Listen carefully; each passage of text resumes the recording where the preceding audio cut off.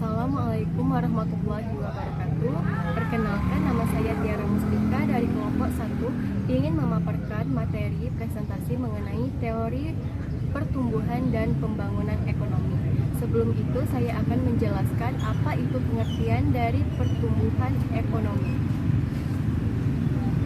Pertumbuhan merupakan salah satu teori yang mencoba untuk menjelaskan fenomena pertumbuhan sosial, khususnya pada masyarakat negara berkembang. Teori ini dikembangkan oleh sejumlah ahli dengan mengacu pada ide untuk memperbaiki kondisi sosial ekonomi masyarakat yang sedang berkembang. Selain itu, ada pengertian mengenai pembangunan ekonomi. Merupakan acuan ilmiah yang digunakan untuk menjelaskan fenomena kegagalan dan keberhasilan pembangunan ekonomi di negara-negara yang sedang berkembang. Setelah kita memahami pengertian teori pertumbuhan dan pembangunan ekonomi, saya juga akan menjelaskan mengenai mazhab historismus. Mazhab historismus dikenal sebagai penganjur paham nasionalisme, baik dalam kehidupan ekonomi maupun bermasyarakat. Ada 4 prinsip utama dari ajaran mazhab historismus ini, yaitu yang pertama, menekankan pendekatan yang bersifat evolusioner, memusatkan perhatiannya pada pertumbuhan dan pembangunan secara kumulatif. Yang kedua, menekankan pentingnya peranan pemerintah dalam perekonomian, bersifat nasionalisme yang begitu kental. Sedangkan mazhab klasik dikenal dengan paham individualisme dan internasionalnya. Yang ketiga, menggunakan pendekatan induktif dalam analisisnya, menekankan pentingnya mempelajari ekonomi dalam perspektif sejarah karena fenomena ekonomi dipandang sebagai bagian dalam perjalanan sejarah umat manusia. Yang keempat adalah memberikan dukungan pada pandangan yang bersifat konservatif, memandang ekonomi politik bukan hanya menganalisis tentang sebuah motif di balik setiap tindakan ekonomi, namun juga mengukur dan menimbang dengan moral dari setiap tindakan ekonomi dan konsekuensinya bagi masyarakat. Terima kasih. Assalamualaikum warahmatullahi wabarakatuh. Perkenalkan, nama saya Habib Purbarwanda. NIM saya 21122230077. Di sini saya akan menyampaikan teori klasik. Teori klasik adalah teori yang dicetuskan oleh Adam Smith, David Ricardo, dan juga Robert Thomas pada tahun 1776, yang memandang bahwa suatu perekonomian yang diatur oleh mekanisme pasar, tingkat penggunaan tenaga kerja penuh selalu tercapai.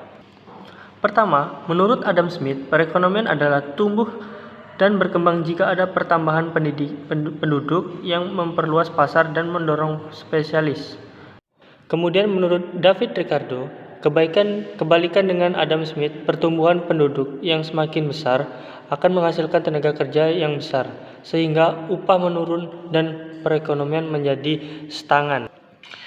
Kemudian, menurut Thomas Robert Martinus, pertumbuhan penduduk yang besar akan menyebabkan krisis pangan sehingga akan terjadi kelangkaan makanan. Perkenalkan, nama saya Imam Firmansyah, NIM saya 211223059. Sebelumnya kita sama-sama telah mengenal tentang teori klasik, di mana teori tersebut terus diperluaskan dan diperkembangkan menjadi teori neoklasik. Di dalam teori neoklasik ini ada 3 pendapat para ahli yang sangat terkenal. Yang pertama yaitu teori Harrod-Domar. Teori Harrod-Domar yaitu adalah pertumbuhan ekonomi dapat dilihat dari tingkat investasi yang dilakukan masyarakat di suatu negara. Contohnya, apabila dalam suatu negara memiliki banyak investasi, maka perusahaan akan banyak memiliki modal sehingga dapat menghasilkan barang dan produk itu akan meningkat. Jika jumlah barang dan jasa yang dihasilkan semakin banyak, maka terjadilah pertumbuhan ekonomi. Yang kedua yaitu adalah teori Robert Solow. Teori Robert Solow ini memiliki 3 poin. Yang pertama yaitu pertumbuhan modal. Jika pertumbuhan modal tinggi, maka modal yang digunakan untuk usaha semakin banyak. Yang kedua yaitu pertumbuhan penduduk. Jika jumlah penduduk tinggi, akan berdampak pada meningkatnya jumlah tenaga kerja. Dan yang ketiga yaitu pertumbuhan teknologi. Jika pertumbuhan teknologi semakin pesat, maka teknologi yang digunakan akan semakin canggih. Jadi, kesimpulannya adalah jika tiga faktor tersebut yang mempengaruhi pertumbuhan ekonomi meningkat, maka terjadilah peningkatan hasil produksi dan menyebabkan pertumbuhan ekonomi akan meningkat. Yang ketiga yaitu adalah teori yang dikemukakan oleh Samper. Teori ini menjelaskan bahwa pertumbuhan ekonomi dilihat dari inovasi pengusaha atau entrepreneur yang ada di suatu negara.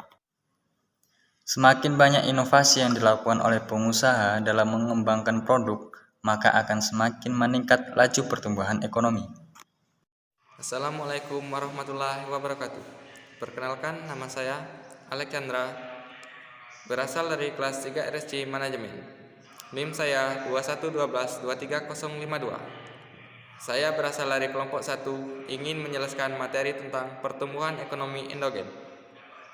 Pertumbuhan ekonomi endogen adalah model ekonomi yang mengoptimalkan potensi internal negara. Model ini mengutamakan sumber daya manusia dengan ketentuan ilmu pengetahuan sumber daya alam, aset teknologi, dan kelembagaan. Pokok pikiran teori pertumbuhan endogen. Teori pertumbuhan endogen ini memiliki perspektif yang lebih luas daripada teori-teori sebelumnya. Model pertumbuhan endogen ini menyajikan sebuah kerangka teoritis yang lebih luas dalam menganalisis proses pertumbuhan ekonomi.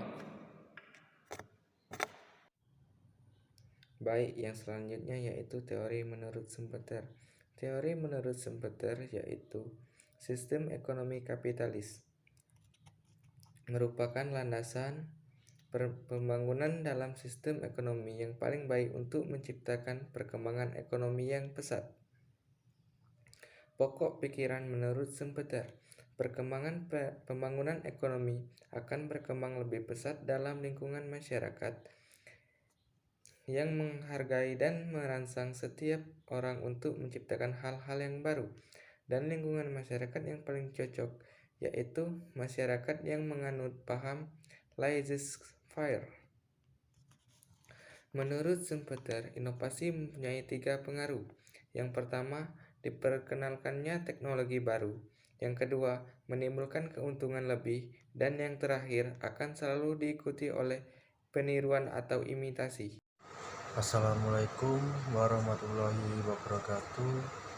Perkenalkan, nama saya Bagus Suryanto. Saya dari kelas 3 RSC. NIM saya 211223090. Saya dari kelompok 1. Pertama-tama saya akan menjelaskan tentang teori ketergantungan. Apa itu ketergantungan? Ketergantungan adalah keadaan di mana kehidupan ekonomi negara tertentu dipengaruhi oleh perkembangan dan ekspansi dari kehidupan ekonomi negara lain. Negara tersebut hanya berperan sebagai penerima akibat saja. Dikutip dalam ucapan Dos Santos. Ada 4 tokoh penting tentang pemikiran teori ketergantungan, yaitu ada 1 Raoul Prebisch, yang kedua ada Paul Baran, yang ketiga ada Antonio Dos Santos, yang keempat ada Andre Gunder Frank. Pemikiran menurut Raoul Prebisch yaitu teori pembagian kerja secara internasional yang didasarkan pada teori keunggulan komparatif telah menyebabkan negara di dunia melakukan spesialisasi produksinya.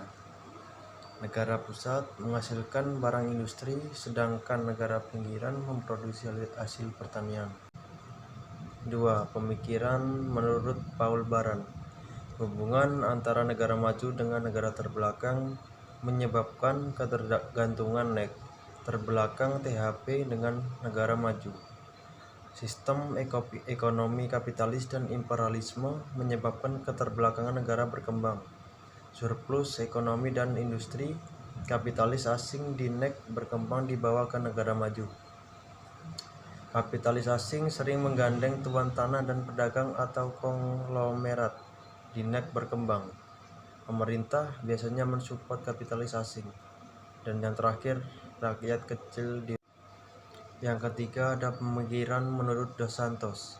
Bila negara pusat berkembang, maka negara pinggiran ikut berkembang, atau perkembangan yang tergantung. Ada 3 macam ketergantungan, yaitu 1. Ketergantungan kolonial, 2. Ketergantungan finansial industri, yang ketiga ketergantungan teknologi industri. Dan yang keempat, pemikiran menurut Frank. Keterbelakangan di negara berkembang karena adanya hubungan ekonomi dengan negara maju. Keterbelakangan merupakan produk struktur ekonomi kapitalis global. Kapitalis asing bekerjasama dengan elit politik dan pengusaha domestik, mengorbankan kepentingan rakyat. Pembangunan ekonomi akan menggantungkan kapitalis asing, elit politik, dan KLP pengusaha. Tidak ada trickle down effect.